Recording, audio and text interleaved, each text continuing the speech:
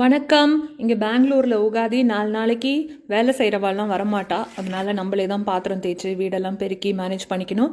இன்றைக்கி பூசணிக்காய் மோர் கூட்டு எப்படி பண்ணுறதுன்னு பார்க்கலாம். பூசணிக்காய் ஒரு 1/4 கிலோ நல்லா க்யூப்ஸாக நறுக்கிட்டு அதை வேக வச்சுக்கலாம். கொஞ்சமாக தண்ணி போட்டு தான் வேக வைக்கணும், இல்லைனா ரொம்ப தண்ணி ஆகிடும். இது வெந்ததுக்கு அப்புறமா தேங்காய், பச்சை மிளகாய், இஞ்சி, ஜீரகம் இதை போட்டு நல்லா அரைச்சிக்கணும். தேவையான அளவு உப்பு போட்டு கருவேப்பிலையும் போட்டுட்டு 2 கரண்டி தயிரை போட்டு அரைச்சிக்கணும். தண்ணி போட்டு அரைச்சக்கூடாது. அதை இந்த அரைச்ச விழுத இது மேலே இந்த கூட்டு மேலே கொஞ்சமாக கொட்டிட்டு ஒரு கொதிக்க விடணும். கன்சிஸ்டன்சி பார்த்துக்கோங்க. ரொம்ப தண்ணியாக மோர் குழம்பு மாதிரியும் இருக்கக்கூடாது, கொஞ்சம் கூட்டு மாதிரி இருக்கணும். தேங்காய் எண்ணெயில் கடுகு, மெந்தியம் தாளித்து அதை இந்த கூட்டு மேலே கொட்டிடுங்க. கூட்டு ரெடி.